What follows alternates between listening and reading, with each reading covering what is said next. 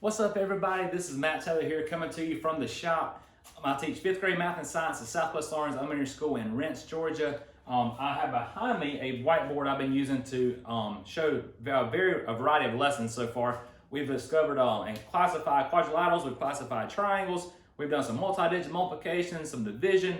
We started doing fractions on the last couple lessons. We have added and subtracted fractions, we've multiplied and divided fractions, and now I'm going to show you how fractions actually relate to ratios as well as to decimals and percentages. So that's today's lesson. Before we get started, we do our daily 5 every time. I almost forgot my last lesson. Now a student called me out on it, so I'm going to start with this time. So number 1, we are amazing. Number 2, we can do anything. Number 3, positivity is a choice. Number 4, we can celebrate our individuality. And number 5, we are prepared to succeed. Now today and tonight we're succeeding with percentages, fractions, and ratios. Now before I get started, you notice I have a Hogwarts shirt on. This is for my students. We have a Hogwarts themed classroom. We have a house cup competition among different houses of Harry Potter. Now with that being said, students, I have an assignment for you coming up. You're going to be assigned an escape room in Google Classroom based on Hogwarts theme in the Harry Potter series. So during your break, hope you're reading. Some great books to read would be the Harry Potter series, or really any series of books or any books that interest you. Just make sure you're reading something during this break that we have. Make sure you're utilizing this time to spend with your family, most importantly, and have fun with them. Now, with that being said, let's dive into our lesson behind me. So, and also, ignore me if I have flour on me or if I see something white or my hands are green.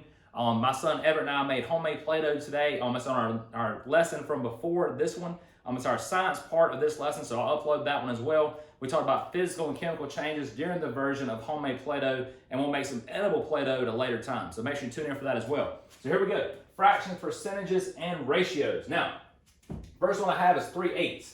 I'm going to write 3/8 on the board for just a moment, and I'm going to talk to you about what this means right here. Now, if we recap with fractions, we know numerator, denominator. All right, we also know there's a fraction bar right here. That fraction bar means to divide. So if I look at this problem, and I told you before that saying top dog in the house, your top number, your numerator, always goes inside the house. So I'm going to divide this problem to show you something. So 3 is inside the house. All right, 8 is outside the house. Now notice I have a problem. All right, now I'm going to tell you something first. 8 is my divisor, but also my denominator. Your denominator is always your divisor. Your numerator is always your dividend. It goes inside the house. So here we go. I realize that 8 cannot fit into 3. All right, so I have a problem. Now what I do in this situation, you need to add a decimal. There's always a decimal behind the last whole number, which is the ones column. There's always a decimal there, even though we can't see it, it's understood to be there. So put a decimal. Now I still can't divide 8 into 3, even with the decimal, but I can add a 0 behind that decimal. Now when I do, I have 30.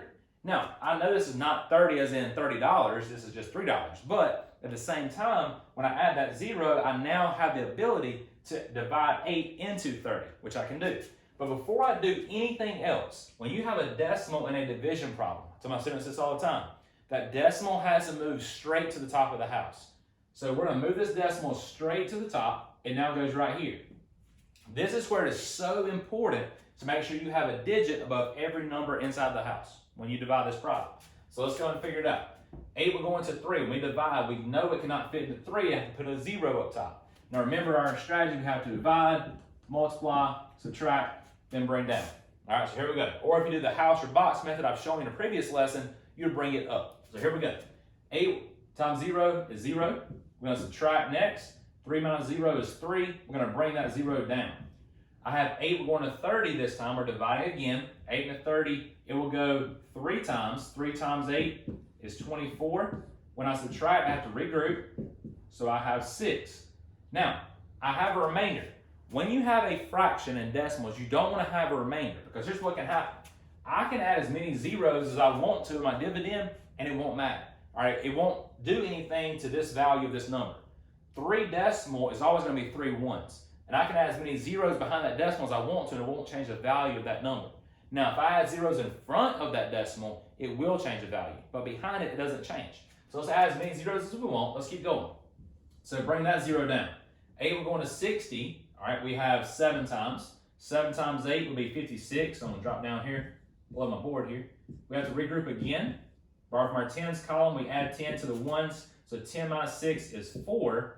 Now let's add one more 0, which I think maybe our last one. I'm going to bring it down to make 40. 8 will go into 40 5 times, and 5 times 8 is 40. So look what I just did. No remainder. Look at your quotient. So 375 thousandths is how you read that correctly. Now, place value is a big component of 5th grade with decimals. And we'll learn more about decimals in upcoming lessons, but you have your tenths, hundredths, thousandths, and then you go to the 10 thousandths and the 100 thousandths, then to the millionths, and it continues, all right? Now, with that being said, there are multiple ways to write this number. Here's the connection. 375 thousandths is written this way. Watch this. All right, it's in blue this time. 375 over 1,000. Fractions are decimals. Decimals are fractions. They can be represented with both. So this and this are the same value. All right, 375 thousandths or 375 thousandths in decimal form. Now, so I'm going to show you a component of this. Look at what we started with. We started with this fraction right here, 3/8. Now watch what can happen. If I divide, all right, and keep dividing this number all the way down, I'll eventually come back to 3/8. Now, that's simplifying. So if I simplify this and keep dividing all the way down, it would be 3/8. Now, if you took that and divided by 125, all right, now again, make sure this is equivalent to 1 whole because we don't want to change the value of this. The jealousy thing we talked about before, if I divide something by my numerator, I have to divide it by my numerator as well. So my numerator and denominator, restart again, denominator, numerator. So if I divide this 125, divide it into my denominator, I have to divide it into my numerator as well. Now when you do that, 375 divided by 125 is 3. 1,000 divided by 125 is 8. So 3/8 is your actual same answer we started with. That's the connection that we can make. So this is decimal form, this is fraction form, but they are the same or equivalent response to that same problem. Now, you also have ratios. Ratios are just fractions, just with a colon. That's what I look at. So if I have a ratio of 3:8, that is the same as this fraction. It's basically saying if I'm comparing me to you, for every $3 I have, maybe you have $8. All right, you're comparing items, apples to apples, oranges to oranges, whatever you want to compare, trees to trees. So if I have an apple tree, this apple tree has 3 apples, this may have 15. All right, so if I start with one apple tree having 3 apples and one having 15, I could simplify that or reduce it by dividing both of these by 3.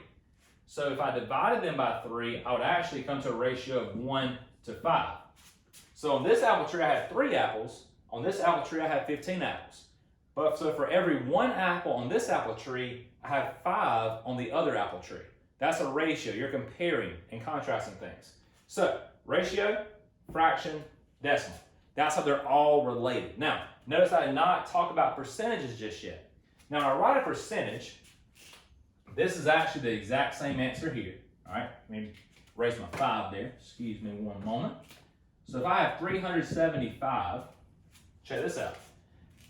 37 and 5/10%. These two answers are the same. Now you talk about why. So I'm going to erase the division problem for just a moment to show you why those are the same. So the two I have circled, these two right here, are the same answer because of this reason. If you look at the percentage sign, you see there are 1, 2 zeros right there. The percent sign basically means to divide. If you look at this little percent sign, if you turn it a certain way, watch this. A percent sign is actually the same as a division sign. There's no difference. Now, if you look right here, I have 1, 2 zeros, or if you look at this, it'd be a fraction, numerator and denominator, but I look at it as 2 zeros or 2 decimal places is the way I look at it. So when I look at it this way, I know that 37 and 5%, all right, 5/10% is the same as this because I said this is the same as dividing. You're basically dividing this number by 100 because if I look at 100, how many zeros does 100 have in it? It's 2. So these 2 zeros tell you're dividing whatever the percentage is, that number, by 100. So if I take 37 and 5/10 and I divide it by 100, I tell myself this all the time, when you divide a number by 100, you're basically moving your decimal place is what you're doing. All right, it's place value. You're just moving your decimal. When you divide, you move your decimal to the left because your number is getting smaller. When you multiply, you move your decimal to the right because your number is getting greater. Now let's look at it together. So if I divide by 100, watch this, this is the easy part.